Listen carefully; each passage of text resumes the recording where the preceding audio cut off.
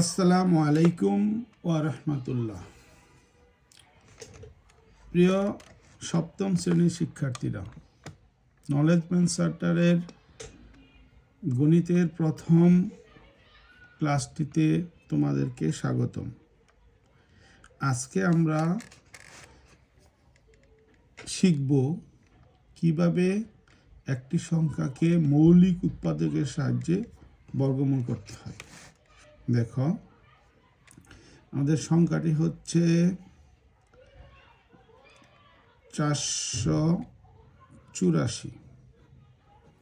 জি, দেখি আমরা এই সংখ্যাটিকে মৌলিক উৎপাদকের সাহায্যে বর্গমূল নির্ণয় করতে পারি কিনা। তো মৌলিক উৎপাদকের সাহায্যে বর্গমূল করতে হলে তোমাদেরকে এই সংখ্যাটিকে পর্যায়ক্রমে মৌলিক সংখ্যা দ্বারা ভাগ করতে হবে।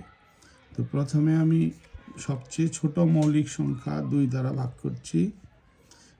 একে ভাগ করলে ভাগফল পাবো 242।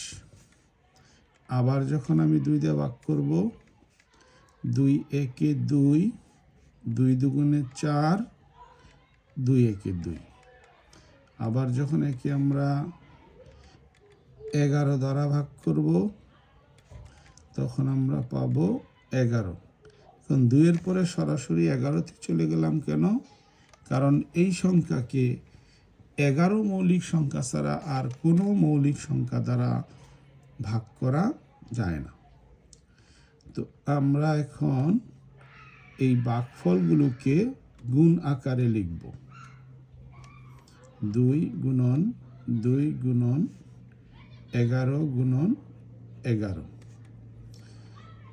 এবার এখানে আমরা ব্র্যাকেট দিয়ে সংখ্যাগুলোকে জোড়ায় জোড়ায় প্রকাশ করব।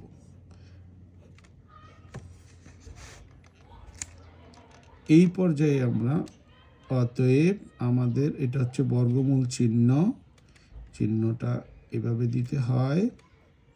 বর্গমূলটা কত পাবো আমরা? ওই যে আগে জোড়ায় পরিণত করেছি, সেই প্রতি জোড়া থেকে একটি করে সংখ্যা আমরা এখানে গুণ আকারে লিখব।